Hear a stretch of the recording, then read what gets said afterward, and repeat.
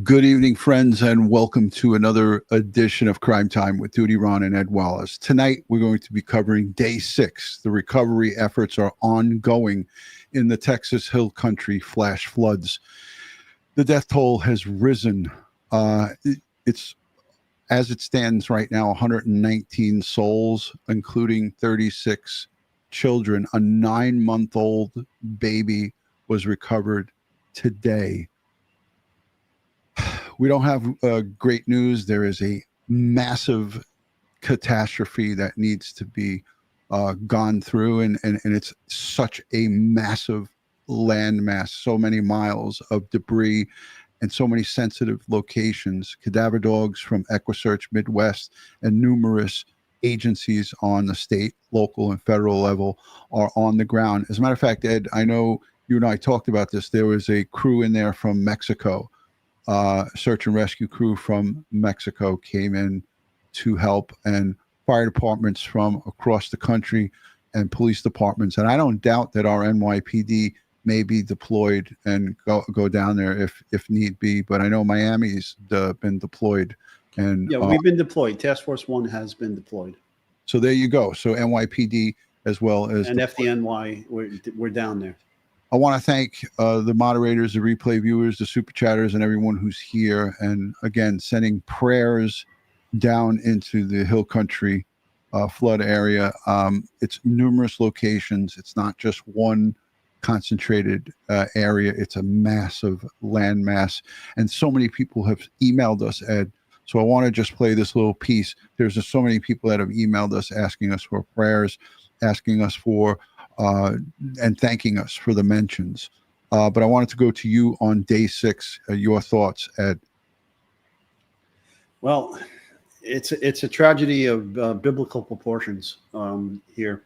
And, you know, the time for Monday morning quarterbacking, what transpired here, what didn't transpire is not now. And I'm getting very aggravated with a lot of the things that I've been seeing on the news, especially the news. There will be an after action report, trust me, and it's going to be transparent, and people and municipalities and governments will be held responsible for that. Right now is time for the families of the missing and the families of those that have recovered dead family members. Now is time for the search and rescue, search and recovery. And we have to throw all our efforts into this and not be distracted by all this other static. Yeah, I call it white noise. It really doesn't make any difference what's going on right now. They have a huge, massive catastrophe that they're dealing with, and finding the loved ones that are missing is paramount. That's the first task at hand, and to do it, it's going to take many, many days and perhaps many, many weeks. But so much manpower, so many volunteers, so many people. Let's take a listen to the latest.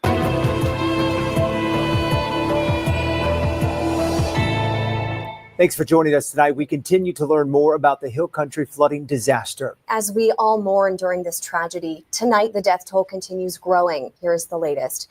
Tonight, 95 people are reported dead in Kerr County alone, 59 adults and 36 children. With deaths in other counties affected by flooding, the total in Texas is at least 119. In Kerr County alone, 161 people are still missing that officials know of. Also tonight, Kerr County officials asking if you've reported someone missing and they have since been found, be sure to contact the Emergency Operations Center. You can call the number that you see right there on your screen. You can also send them an email. Tonight, our team coverage continues from across the area. We will hear from stories of recovery efforts in Ingram along with Centerpoint. We also have more from Kerrville about a missing father, mother, and a 2-year-old son. News 4 San Antonio's John Perrick is live in Kerrville, where the family says they're holding a vigil tonight. Hey guys, family tells me that young boy, along with his parents, are still missing this evening. And just take a look here. This is at least what's left of their home. You can see it's just the foundation. His family says they were inside when it swept away. The missing boy's name is Carlos. His father is Leo Romero and his mother, Natalia. Carlos's stepbrother, Leo Romero Jr., was also in the home when it swept away. Rescuers found him a few hundred yards away down the river. He was rushed to the hospital. Today I spoke with Leo's mother, who tells me her son is now home, but heartbroken. Today is his birthday. He shares it with his father. We spoke with his stepbrother, Carlos's godmother, who was very close with Natalia. Everybody at work is devastated with her loss, that they haven't found her yet, and they're still looking. And after all this, she was so worried about losing her job at 6 o'clock in the morning. She called in to work to let them know that she wasn't going to be coming in because her house was flooding. The family is planning on holding a vigil here at 8 o'clock this evening as search efforts continue for the Romero family. I'm John Perrick reporting live in Kerrville. Authorities in Kerr County talked about the massive emergency response this morning during the daily press briefing, and it became emotional as it has many times when Kerrville's mayor talked about the members of the community that have been lost. The recent numbers reported break my heart, and they break the heart of everyone up here, everyone who's been working since July the 4th. A lot of the work in the recovery of bodies is along the Guadalupe River. And while a lot of that work started in the Hunt and Kerrville areas, it's now moving downriver. News 4 San Antonio's Tom Rousey joins us live just east of Center Point. That's about 10 miles down the river from Kerrville. And, it seems like each day, based on the searchers I'm talking with, the search is moving further and further east. If you look behind me, you see the Guadalupe River well below me. Just talked to the son of the property owner. He says it got up to where I'm standing just about the day of the flood. If you look in the distance, you see just how far the damage goes. And you may actually see a vehicle being used by some of the search crews right now in the distance. You see how far the damage goes, and the search is moving more and more in this area. Here is some video we took today when we got together with one of the many, many crews of volunteers who are searching for the remains of people. They started their day near the heart of Center Point, and then they moved several miles east. Sources are telling me the remains of at least 2 people were found in this general area today. One of them appears to have been found even further east from Center Point, from where I'm standing, on the way to Comfort. We saw a searcher working in that area earlier this afternoon where folks said those remains were found. Now, this all backs up what News 4 San Antonio learned earlier today, and that is that searchers are concentrating their efforts further and further east. And of course, the Guadalupe River flows to the east in that direction. Now, we talked to 2 of the volunteers today. One of them is in the Coast Guard, and the other is a Coast Guard veteran from Leon Springs. If you can help find anyone to help a loved one move on, having that closure is a huge thing. The sheer motivation of trying to reunite families with their children and their family members is enough to be out here for hours sweating and all that. That's a no-brainer. As we come back here live in the distance, you can see some of the folks that are searching for the remains of people in that area of trees there, just about the area where the damage ends from the Guadalupe River. This is just an absolutely massive effort. And one of the things that struck me today was just how many of the searchers are volunteers who just abandoned their normal lives and came here because they felt it was really important to bring closures for families who have lost loved ones. This is what makes it special, Ed, when you see these volunteers, young women and men, mothers, daughters, grandparents, grandfathers. They're going out there and searching in this really tough terrain under extreme weather, heat, humidity, and you talked about it on our last live stream 2 nights ago, in the indigent wildlife that's out there, the snakes, the different animals that are out in this country land here. It's dangerous. And they do it, and they do it with passion. You heard the emotion coming from that girl's voice. They're out there and they're volunteering. It's some of the best stuff. It's the best part of humanity, in my opinion. Oh yeah, I mean it shows you the spirit and of Americans. We are some of the most giving people in the world, and we're first in and usually last out. So it doesn't surprise me at all. This is how we react in tragedy. Yeah, 100%. You know, people talk about the cadaver dogs and the importance of them with these large piles of debris. Some people describe them as 30 feet in height. When you have these large debris piles and there's no heavy equipment available to go to each of these high debris piles, the cadaver dogs, they are crucial in identifying where remains are. And I know that's, remains are part of your expertise, being from the NYPD crime scene unit. You processed over 2,600 crime scenes. When you look at this massive operation, how important are those dogs? And, how many are needed?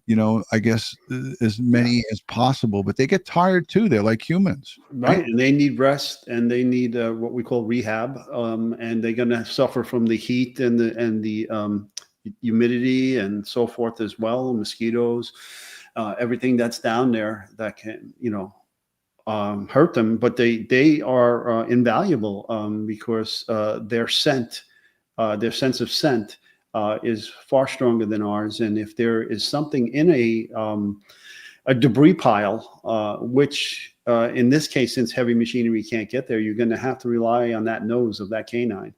And if they get a whiff, if they get a whiff into it, then that is important. But eventually, all of those piles of debris will have to be hand sifted and broken down and taken apart, because you can't just leave it like that. You have to see what's in there. You have to ensure that there are no victims in there. Taking it apart piece by piece, essentially, Ed. Yeah, from the top down. Right.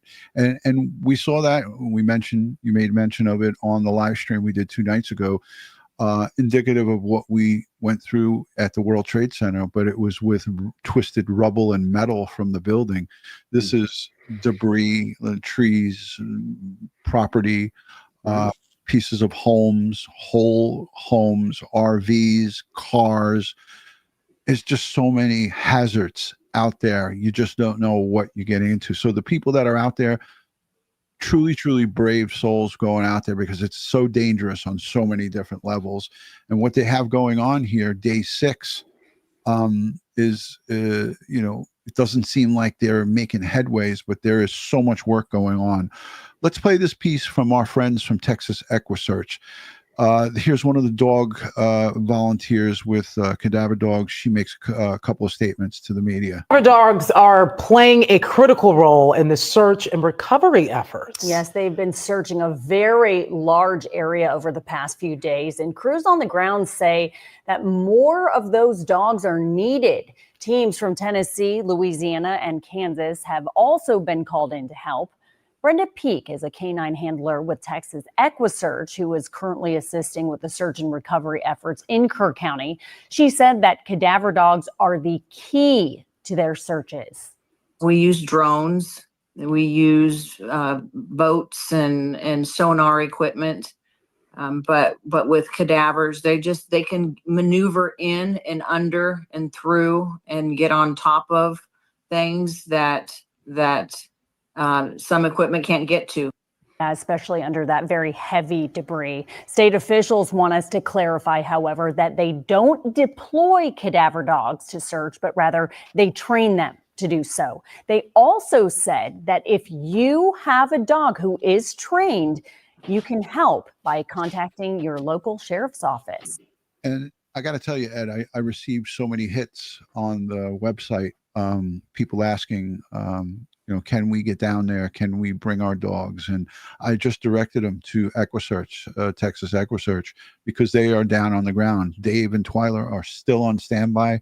Those are the Midwest EquuSearch. And I think that they'll probably wind up getting cycled through when the 60 or so volunteers that are down there, they're going to need rest. You saw that piece with that young lady. She is in a hotel room and she is I'm sure, exhausted from all day of searching. They don't search at nighttime, the volunteers, but you know, the law enforcement, the search and rescue groups, they with the heavy lights may be out there with the machinery and so forth, but the volunteers are only during the daylight. So they go back to their hotels. You saw her in a hotel room there, and I know you spent many times with me on live streams from hotels across the world. You could tell she was in a hotel room and she was just getting ready for tomorrow. Yeah, she needs her mental health break as well. She needs her physical rehab. She needs to hydrate. Everybody needs to hydrate when they're out there. All these volunteers, all of these emergency responders that are out there searching right now, they have to be extra careful so that they don't become injured, because you're already working in a very dysfunctional atmosphere. And so when emergency responders and volunteers that are out there searching get hurt, that only brings more dysfunction to an already extremely dysfunctional, chaotic event.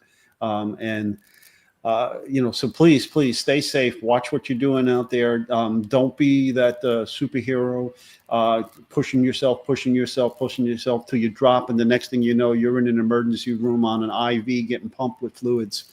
Okay. Yeah. Know when to stop, know when to break. Make sure you're constantly, hydrating yourselves out there. Make sure you're wearing sun protection. Make sure you're wearing boots and so forth appropriate for the environment because of the snakes and other critters that are out there that could hurt you. Make sure you're protected. Yeah, when we showed the footage of EquuSearch, Texas EquuSearch on the first night that we did the live stream 2 nights ago, you saw they had those high boots that went above their knees. And most of them had gloves on. One of the women didn't have it, but I'm sure she took it off just for maybe looking through something. But yeah, they all should be gloved up and protected because it is dangerous. I wanted to segue over to our good friend Brian Enton from News Nation. I texted him tonight at about 6:30, and I asked him if he could join us, but he's got tons of live shots that he's doing on News Nation, and he said that he would love to, but he's going to get back to us because he's boots on the ground down there. And he did a walkthrough of some of the search areas. I'm going to play that a little bit later in the show. But this, unfortunately, is part of the story. Today, a 9-month-old baby was recovered, and Brian Enton and the crew were down there, and they have some sobering shots of our law enforcement and volunteers. And you know how we do this, Ed. It's all about dignity and respect for the recovered deceased. They stood in a circle and prayed as they removed this child's body. We're going to play this. So if you suffer from PTSD or any type of stuff like that, please tune out. It's just going to be a short little piece. Here's our friends from News Nation. Press conference today, the mayor of Kerrville, the biggest city in Kerr County, was asked about Governor Abbott's statements that Texas was so concerned about possible flooding that resources were sent to the area 2 days before the flooding. The mayor said he didn't know any state assets were deployed and said he wasn't on a call with local leaders on July 3rd about the weather. Personally, I did not receive a telephone call. You weren't invited to the call. I did not receive a telephone call. And you were never given any information about what assets was brought into the So I wasn't invited to the call. I'm not trying to deflect. Resources that we do know were in place were the brave officers and first responders who helped evacuate residents. Many of them were off duty and home. And I want to pause this here because you saw the sweat on this guy's back here, and all of these guys are all sweating. They got heavy shirts on covering their arms and so forth. And here is some heavy machinery going through one of these piles. You see the DEA is here. Many personnel from different state, local, and perhaps federal agents, DEA. Look at what you have here. Twisted metal onto the right. Perhaps a frame from an RV or, manufactured Steel building. Yeah, a building. And you have a heavy machine operator that's down here along the Guadalupe River here. This is Kerrville, Texas. Complicated, and like you said, layer by layer to go through this looking for human remains. Correct? Yes, you got to dig that out. Yeah. I'm gonna let the rest of this play. Sleep when disaster hit. They jumped into duty. One even used a garden hose as a rope to rescue his neighbors. Kerr County police say in total they rescued more than 200 people and evacuated. I actually got to take that back because this looks like did you say this looks like a boat trailer? Well, I mean, it could be part of an RV. Now that I look at it close, you didn't see that tire there before. Yeah. It's a mangled RV. Yeah, there's somebody's hanging their bag on the end of it here. It looks mangled. Who knows? Anybody in the chat have an idea? Let us know. Could be anything. Yeah, mangled RV frame. Right. Homes in just the first hour of homes in just 100 people and evacuated more than 100 homes in just the first hour of flash flooding on July 4th. I don't know about you, Ed, but this gives me the World Trade Center vibes with the bucket brigade, where we were just removing pieces of the top of the layers. Nice. Completely hand over hand, 5-gallon buckets. I was down at the bottom with the screens shifting in the tent. Home Depot sent several tractor trailer full of those 5-gallon buckets and orange buckets. Yeah, the orange buckets. I'll never forget it. Door to door, waking people up, convincing them that yes, the floodwaters are coming and you need to leave now. They rescued people out of vehicles. They rescued people out of homes that were already flooding, pulling them out of windows. They entered water. The police sergeant went on to say that some officers got a much needed day off yesterday, but one of them put his uniform back on and went back out to find missing victims. Texans helping Texans, he said. Let's go right now to News Nation senior correspondent Brian Anton live for us in Kerr County, Texas. Brian, there are still so many unanswered questions. All this as this desperate search for victims continues. Yeah, a lot of unanswered questions and a lot of people who still haven't been found, Elizabeth. We're at one of these campgrounds. This is a campsite in Ingram in Kerr County. And look at this. I mean, this is the water was about 35 feet up here, and it's just a total mess. And you can imagine when you look how difficult it is to find people. Still technically 161 missing, though we know they found people today. We saw the cadaver dogs out in this area, not far from where I'm standing, actually. They found a 9-month-old who didn't make it. And I got some video. There was these first responders that all got into a prayer circle around a cross. And you can just imagine what this has been like for them. Very emotional, Ed, and very respectful. And these are all who are involved in probably that recovery. And they're holding and locking arms, holding hands in this circle, in this prayer circle. And this is how it's done. And a lot of people don't get to see this. So kudos to Brian Anton for capturing these moments. And there you see it, folks. This is part of what happens. And someone brought that big wooden cross out there. And perhaps this is one of the chaplains or one of the people who are leading the prayer. But yeah, it's this does not come without severe trauma that these folks go through in making these recoveries. Just imagine what this has been like for them. And every time they find someone, we've noticed they close the road. So people kind of know when the road is closed down, oh, they found another person. And we've seen hearses driving around. It's just been an awful scene. This is one of the neighbors that we met today, Elizabeth. They found a little 9-month-old girl this morning down here. It's just heartbreaking. Pretty heartbreaking. It's a wonderful community, and Everybody's throwing together. We have people from all over the state, Canada, Mexico. They've come in and they're helping.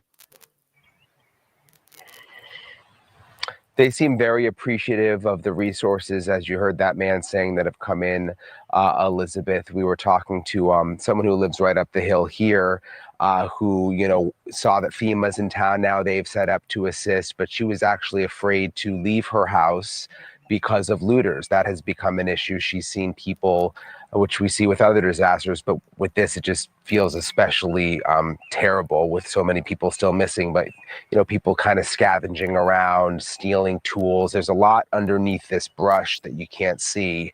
And so, you know, that's become an issue. And now people are obviously armed and on the lookout for that. So there you have it, Ed. Just like any natural disaster, when we had the fires in California, remember we had homeowners paying armed guards, and some of them were armed themselves, blocking off the streets. Crime knows no boundaries, and criminals take advantage of bad situations like this. And like Brian said, stealing tools. There's really not much to steal in this area. Everything is, look at this. Look at the background. Here's an RV. This is places in shambles, but the people whose homes weren't devastated by this in the outskirts that are without power, these monsters, these animals will go out, and I shouldn't even call them animals. These savages will go out and try to take advantage of an opportunity where they know police aren't around, and the police are overwhelmed, and fire and rescue and all the rescue services are overwhelmed, and they're taking advantage. Ed, thoughts on this? No, I've seen it time and time again, like at Sandy, when you know, people were evacuated from their homes after the flooding, and their homes were condemned, and they were living in shelters and hotels and so forth, and FEMA was putting up trailers for them. While that was all going on, there were people looting their houses and stealing their copper piping and wires and anything they can take, and it's disgusting. You know, thank God though that's not the majority. It's a minority of people that do that kind of evilness. But because the majority are like the people you see around the cross there holding hands, the volunteers, the searchers, the people of goodwill that understand we have to take care of each other.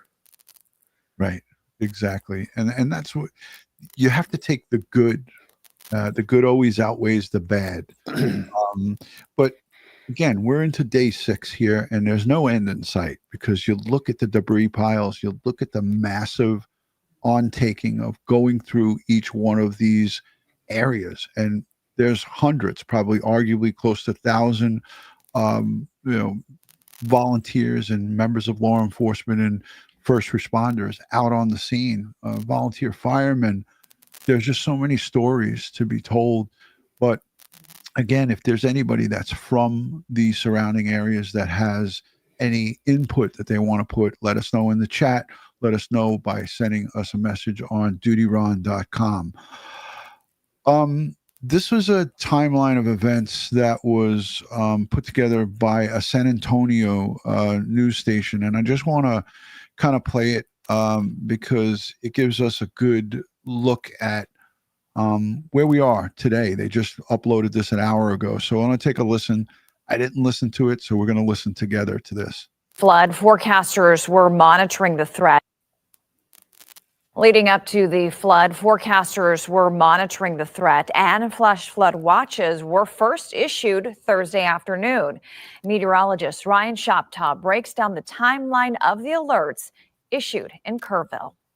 Leading up to the deadly flood in Kerr County was Tropical Storm Barry, which made landfall in Mexico. It weakened fast over land, but the moisture moved farther north, creating areas of lift and enhancing a weather feature known as the low-level jets from the Gulf, producing heavy, slow-moving rain. Rain estimates ranged from 11 to 20 inches over parts of central Texas between July 4th and 5th. Leading up to this, the National Weather Service mentioned the potential for flooding earlier in the week on Tuesday and Wednesday. But it wasn't until Thursday afternoon where confidence grew and flood watches were issued at 1:18 p.m. By 6:10 Thursday evening, a special discussion was released highlighting concerning trends, heavy rainfall rates, and the higher chance of flash flooding. Now, the first flood warning was issued at 1:14 a.m. Friday morning for Kerr County, where this would typically trigger wireless emergency alerts. Just before 2:30 a.m., meteorologists mentioned up to 5 inches had already fallen and flash flooding begun in Kerrville. Just after 4 a.m., a flash flood emergency was issued, a particularly dangerous situation, and minutes later, the Guadalupe River reached major flood stage over 22 feet. By 5 a.m., it was cresting at 37 feet in Hunt, Texas. And this setup is similar to the flood of 2002, where tropical rain surged in from the Gulf, leading to a historic weather event. So a reminder that early summer can be a time where weak tropical storms near Texas, and they have the potential of driving in days of heavy rainfall. Ryan Shoptaw, KENS 5. So there you have it. I think I played something similar to this, but this is just, again, a look from a meteorology perspective. And there's a lot of people talking about things that range from way out of this world to other theories and so forth. Ed, you see something on the screen? I could pull it up.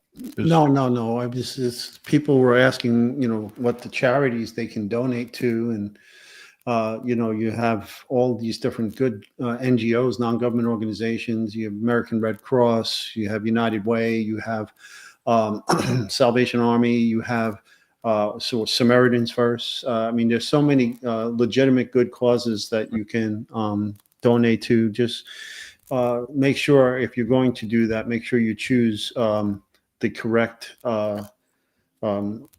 group and find their correct web addresses, because at times like this, there's a lot of scammers out there that are, seek to steal your money online for, what you think is charitable donations for this horrific incident, but it's not.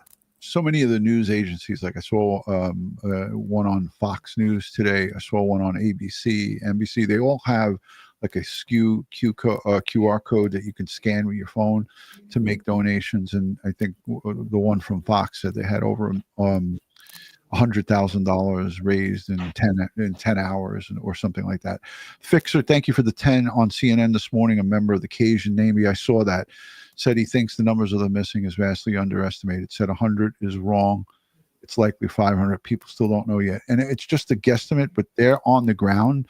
So they're seeing the enormity of this thing. But I think that the police and the police executives, they have a way to determine what they have. And that comes from missing person reports, families calling up, actual rosters at these camps, homeowners that they haven't been able to check on or get in touch with. A lot of the cell service is down, but there's many different methods that they're using. And of course, these numbers are, again, 119 plus deceased, 36 of those children, and then there's estimating 160 plus missing in the Kerrville, Ingram, Kerr County area, and all these different locations: Ingram, Kerrville, Center Point, and some surrounding areas. I sent in I put my email in the chat, and I believe there was someone, I think it was Megan, that said, it's DutyRon4503@gmail.com. So I might not have put it in right. Send me a message there, Megan, and I will send you the link if you want to join by audio. So Ed, what'd you think of that timeline of the forecasts and alerts by the National Weather Service?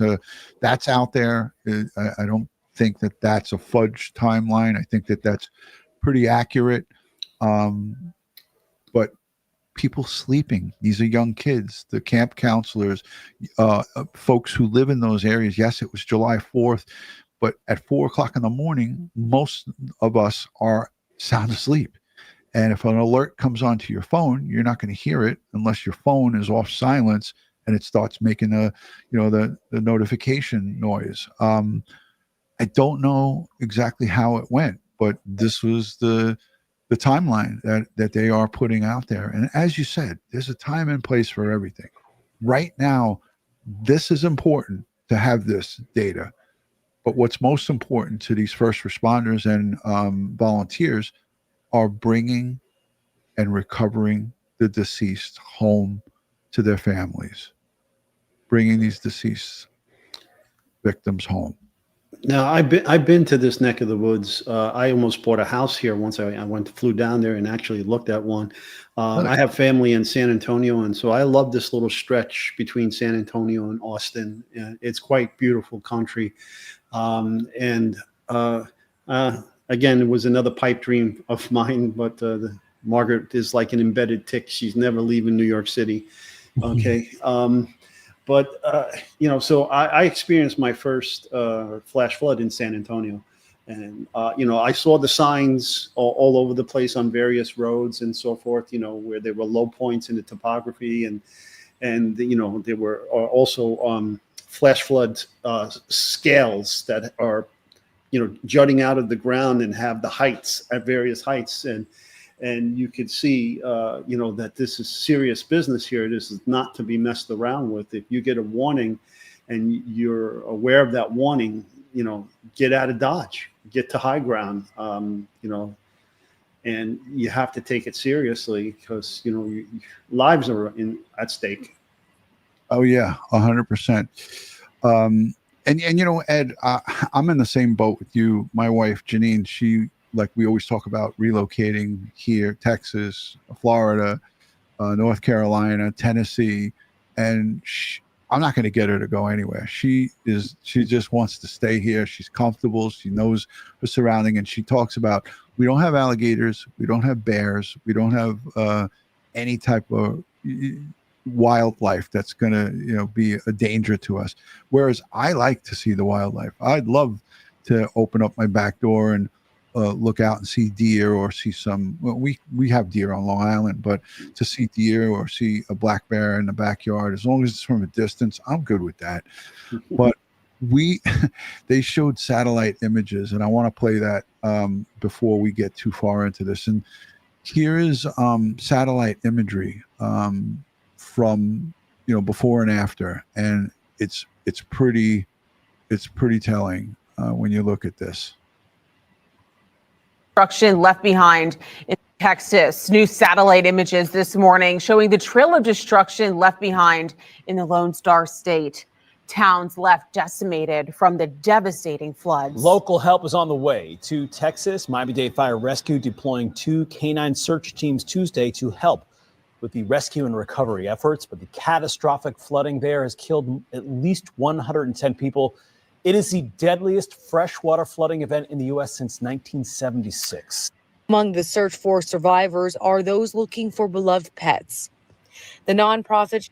I thought that was important, not only to look at the satellite imagery, is the beloved pets, as they said here, of people who are unaccounted for. And families here, Salt Sprinkler says this, entire families were swept away. What about their pets and surviving pets? So there's organizations and great people. Anybody who loves animals, I love. But there's these organizations that are out there, and they're picking up these dogs, cats, and family pets, and they're bringing them to safety and shelter and giving them water and food and so forth. These are great people.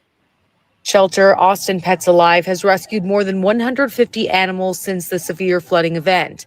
This dog, named Superman, was found by the group on a pile of debris. Unfortunately, his human didn't survive. The group says he is in a temporary home until his other family members can take him. There's not as many lives saved as you want, but there is these glimmers of hope that keep everybody going. Now, we learned that the state began moving assets in place ahead of this floodwater on Wednesday, and that's also when they began having conversations with local leaders. So there you have it. Megan, I sent you the link if you want to join to discuss. She said she was on the ground today there locally. So love to hear about what you saw and so forth. But Ed, again, our good friends from Texas EquuSearch, Dave Rader just sent me a couple of messages. That's why I was off screen. The dog handler that we saw there, the cadaver dog handler, she is down and out, sleeping for the night. But tomorrow night, she said she would join me for a quick interview, and I think I'll pre-record that, and then we'll upload it for you guys. We'll ask her several questions about what she saw and what she's seeing on a regular basis. She's been there for a few days. So it'd be interesting to get her perspective from boots on the ground. And there's no better perspective. We hear some of these first responders talk about, I even saw somebody from, I believe, the Coast Guard. It was his first mission, and he went in into water and did a water rescue with his team on the afternoon of July 4th. I watched that interview, and if you saw it, just let me know. Hey, Megan, give me a thumbs up when you're ready, and we'll add you in. Okay. Megan, thanks for joining. How are you? Thanks for having me. Yeah, it's a pleasure to have you. So tell us, you said you were on the ground there. What's your perspective from what you saw, and how long were you there, and what were you doing?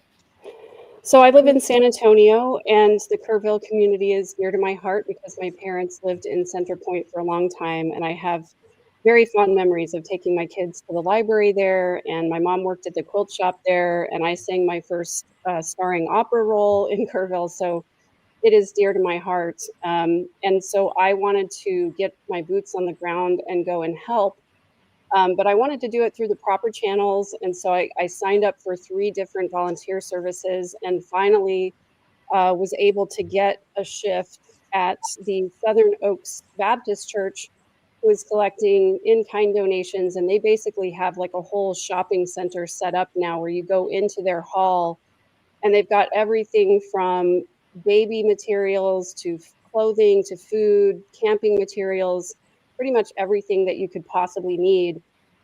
And so I spent the day helping them get all of that organized so that people can come in and take those items. And then there was a call for help at the funeral home. They only have 2 funeral homes in Kerrville, and they're just overrun, as you can imagine.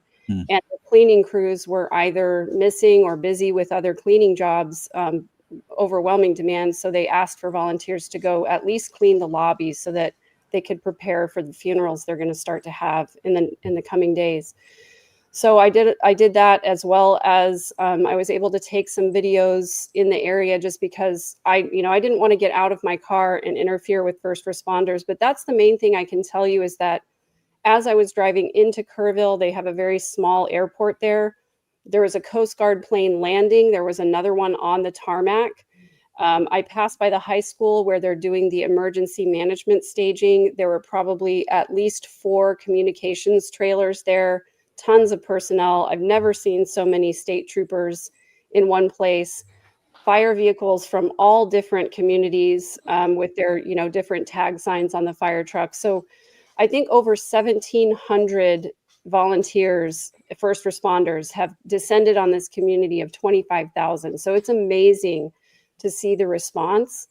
The other part is that it's incredibly devastating to see first person what it looks like. I mean, it's one thing to look at the pictures, but to drive past those rivers and see these huge oak and cypress trees that remained intact, but just as many gigantic trees that were flattened by that water, and the debris that they're having to comb through to get to these victims is just absolutely staggering. Huge, huge trees, and mangled together with cars and sides of houses and boats and all of that.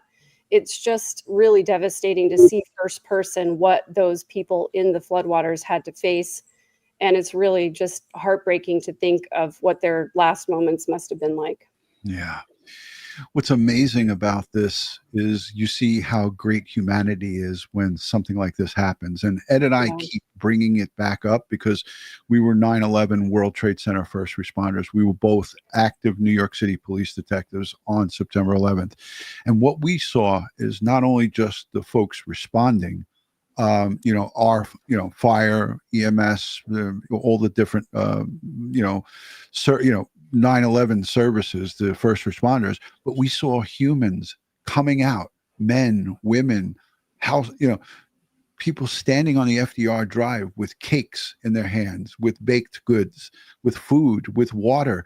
I remember being on the pile in the days that followed September 11th, and people, this was, Ed, before they closed it down, the National Guard closed it down, but people were coming from Long Island, Westchester, all across the tri-state area, and they were pouring water bottles on our faces to get the dirt and dust off of our faces. Ed, I know you remember that. But the times that we have Megan here, Ed, I know that you probably have questions for her. You have anything for Megan, Ed?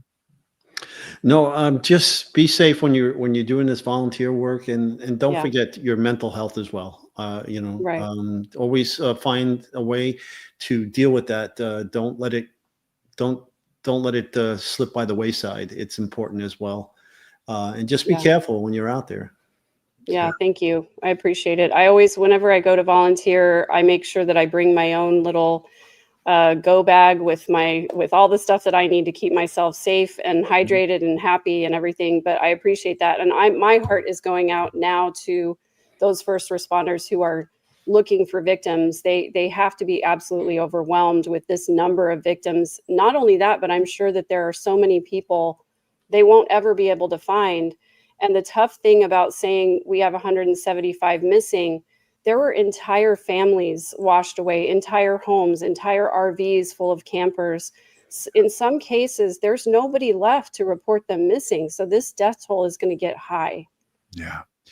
And, you know, go ahead, Ed. Go. I was going to say, many people don't realize this, but, you talked about the funeral homes and the funeral parlors and what they're going to have to deal with. But also, I trained many of the medical legal death investigators in Austin and San Antonio in those regions. And they're going to have to deal with these victims as well, because they're going to get them first. After they're recovered, they're going to have to go to the medical examiner's offices, where they call them the forensic institutes down there in Florida, the Kerr County Forensic Institute or the Austin.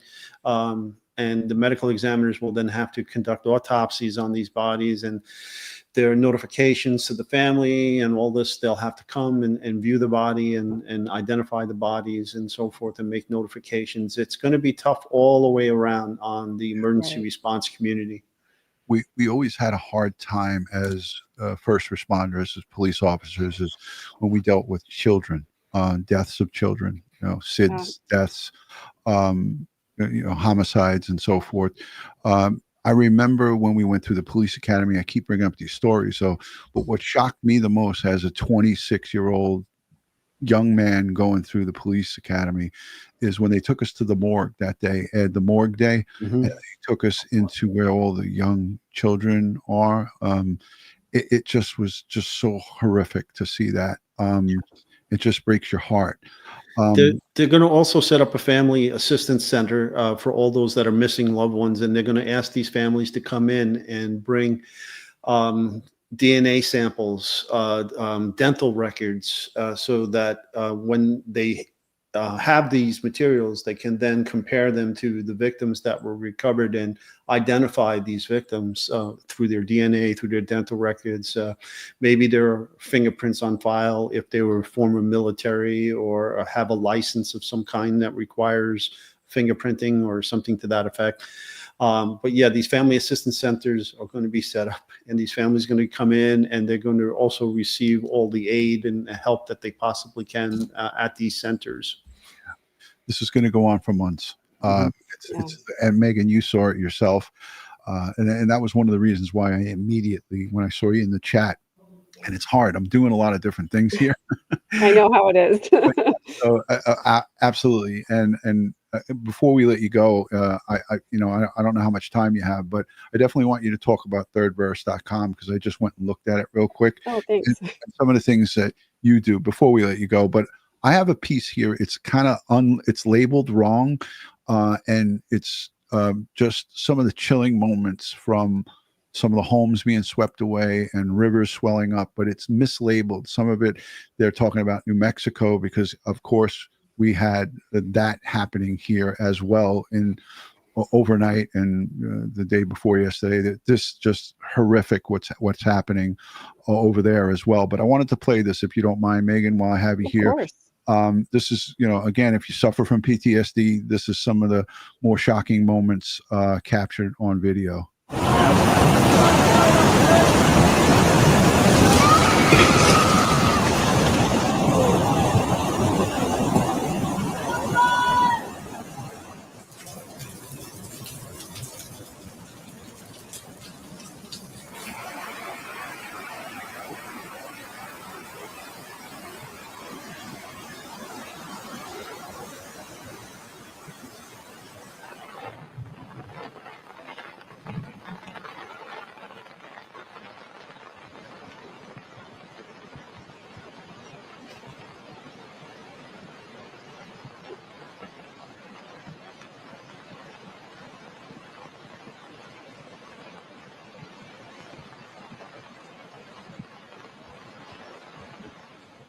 Oh my gosh, y'all look. Oh no. Oh no. Oh my gosh.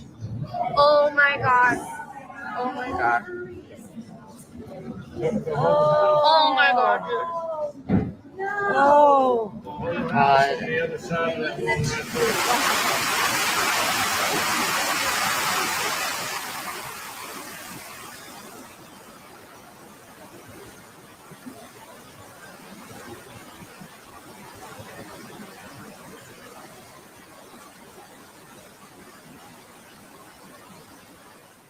Yeah, the water got up all the way to over the second level. So that's about, it's about 30 feet down there, something like that. So, and it all came up, I think maybe in about an hour. So, So at that time, normally this river is just a trickle. It's just a little bit of water. It's just too much water. It's too fast. So, it went up 30 feet up there in 30 minutes, something like that. So even if the alert system goes off, but it's 4 or 5 in the morning, everyone's in bed, and by the time you start to get people to higher ground, it's too late. Just in the Kerr County area alone, there are 161 people who are known to be missing. And again, that comes from combined law enforcement efforts, 161 known people who are missing.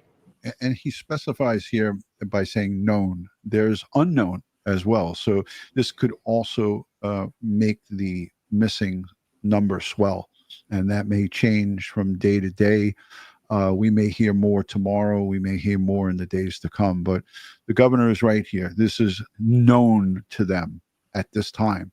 More may be reported in the days that follow. Know this.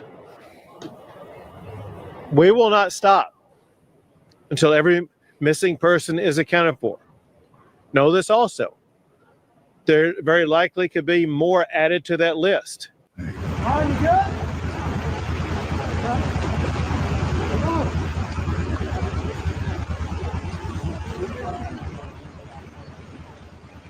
And I don't know, I've never seen this before, but this is dramatic footage. I don't know when this was, but this is dangerous. Very dangerous. We call it swift water rescue, and you really need to have that proper training to conduct this correctly. Otherwise, volunteers not having the proper training could end up losing their lives. But it seems like it's all working out there. Yeah. That water is moving fast.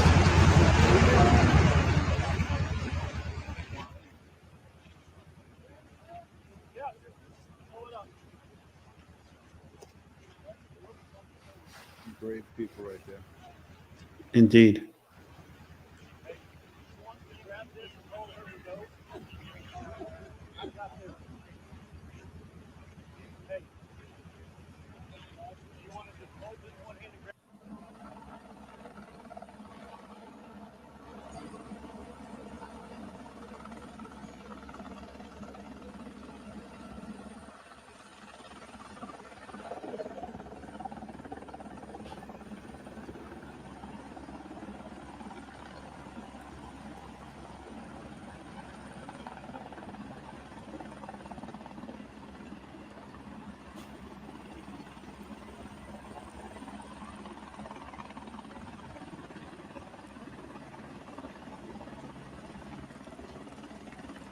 there's another 3 minutes to this.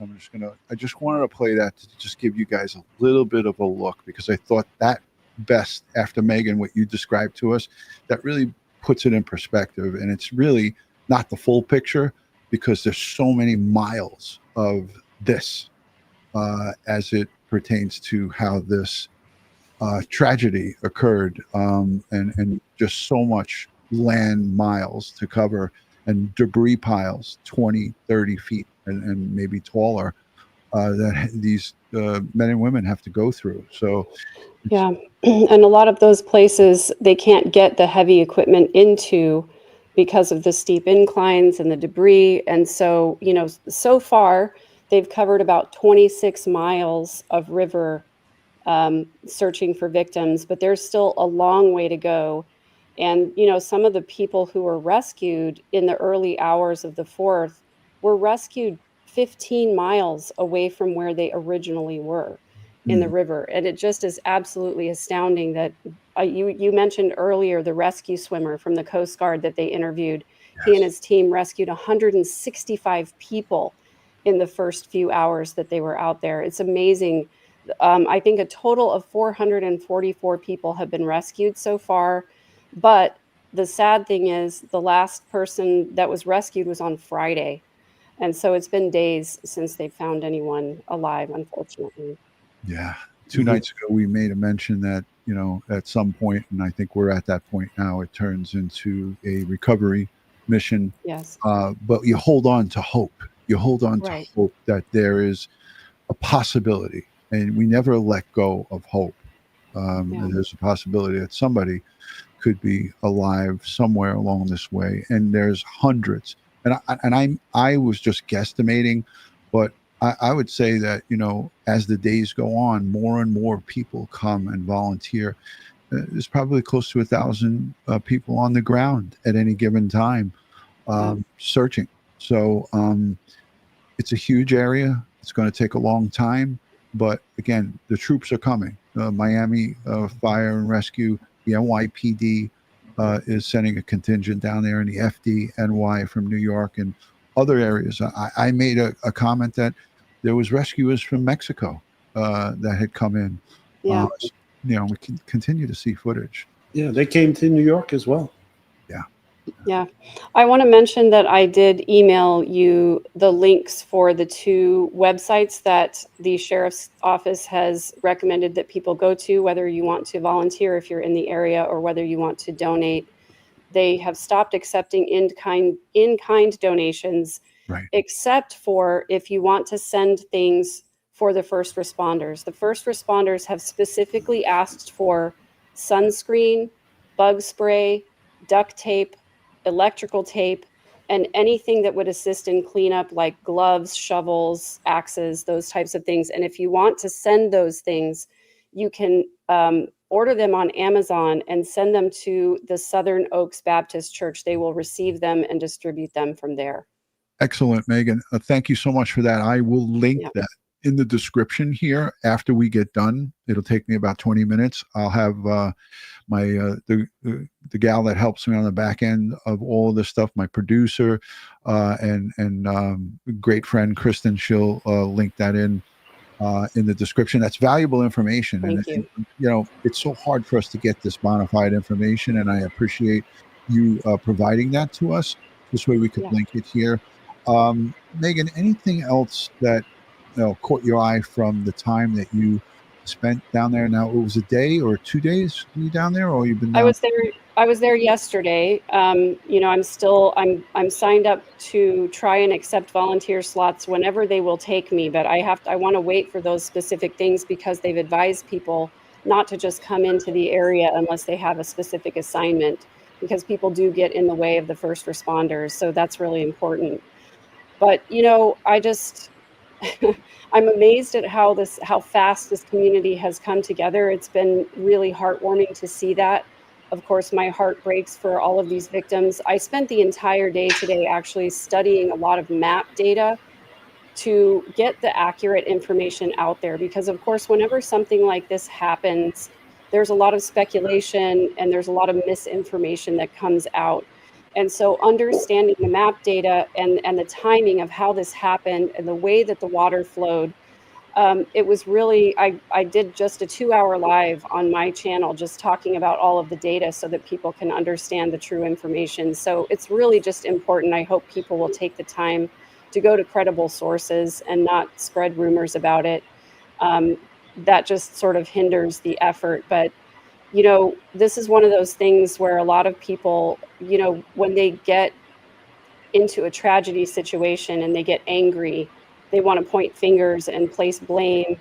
And, you know, of course, we want the questions answered of where did we fail and how can we do better. But right now is the time to focus on the recovery effort, on the first responders, on the victims, on the families who have survived and who are digging out of tragedy. Because even if they didn't lose family members, they lost homes, they lost businesses, they lost livestock. Their lives will never be the same. And it's going to take them years to repair this community. These communities, several of these very small towns in Texas that are known for their charm and their tourist attractions, just the beauty of the area and the quaintness of these little places, they're never going to be the same. And it's so important for us to care about it long after the news crews leave the site. Thank you. Well said, because we did speak about this early on in the live stream. You might not have been here, but we made mention of how the media is pressing these officials, the elected officials, and also, you know, the sheriff, who's an elected official. He barked back at him, not in a disrespectful way, but said, hey, listen, our first priority is the families and bringing these victims home to them and finding any survivors, if there are any out there.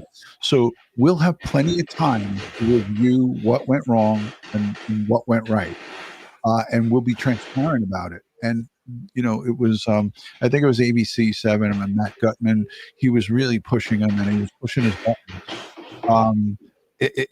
For me, it was just, it was kind of cringe, you know, it was cringe because they're in the middle of this nightmare and all they're asking about is, you know, your warning signals, your notifications and so forth. He's like, hey, listen, we want to take care of what's most important, and that's recovering these victims and finding everybody and bringing them home.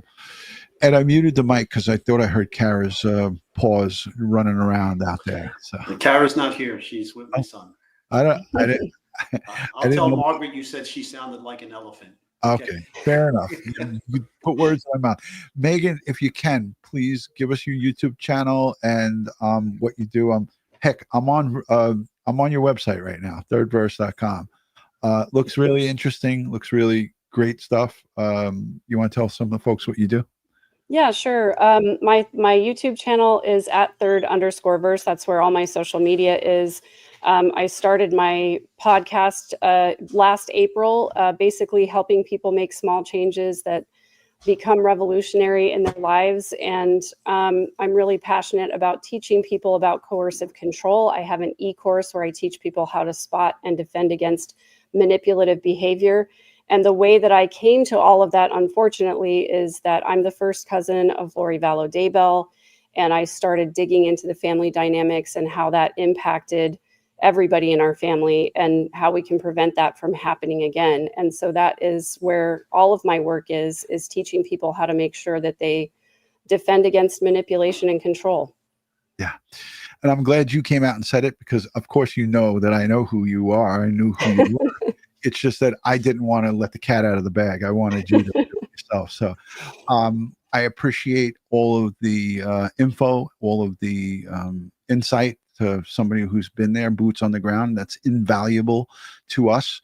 And again, I'd love to have you come back, and Ed and I would love to join your channel anytime that you need us. Yes, I'd love to have you. I would love to have some law enforcement to help people understand the questions I get so often are, why didn't law enforcement do this or that? Why didn't they release this or that? You know, that would be a great discussion, I think. But also, I am going to be going back to Kerrville as often as I can, and I will keep you updated.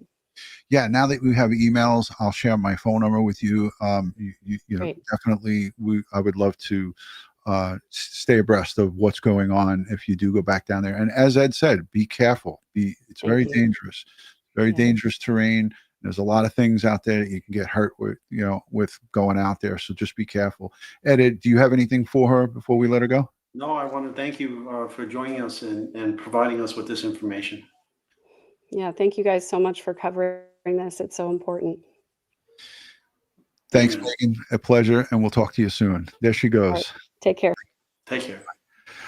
All right, Ed, let's wrap it up. We want to send strength, prayers, and positive vibes to all of the first responders, the volunteers, and everybody who's down, boots on the ground. The moms and dads and the volunteers who are making food and being helping coordinate at the churches and the local locations. We will link everything in the description that Megan provided to us. And we also want to encourage you, if you are a volunteer and you're ready, able, and willing and capable, please look at these, look at all of the information that we'll link in the description and go down there and help. But again, follow the rules. Don't crowd the first responders, and if you see somebody digging with heavy equipment and so forth, they want you to stay away from that area. Let's look at some of the super chats. Jen, thank you for the prayers, much appreciated. Thank you for being here for 27 months. Fixer, we got you there. Yesterday the police executives estimate 10, they adjusted over 100 today. Yes. Kathy, thank you for the 2, we appreciate it. And thinking for myself, thank you for gifting 5 memberships. That's much appreciated. Ed, any final thoughts before we go? It's an hour and 6 minutes. No, just prayers and support. Please send your prayers and support to the folks down there in Texas that are affected by this, the emergency responders, the volunteers. Keep them all in your prayers and your thoughts. Send your positive vibes down there if you can afford it and you can donate. Send whatever you can down there. You don't have to send cash. You can just buy things like diapers and baby wipes or things of that nature, and just send it down there. Hand sanitizer and so forth. Anything will be helpful. The folks in Ingram and Kerrville, Center Point, and the surrounding communities. Again, nothing but prayers and love and positive vibes from Crime Time with DutyRon and Ed Wallace. We want to thank everybody for joining. We want to thank you for hitting the thumbs up, liking, and subscribing. Heck, we're over 515,000 members strong, 500,000 members here, subscribers, family. We like to refer to our subscribers as family. We are a big family here. So thank you all for being here. We love you. We appreciate you. And again, we'll see you on the next one. We'll continue to update you guys as need be, and we will see you soon. Peace and love from Crime Time with DutyRon and Ed Wallace.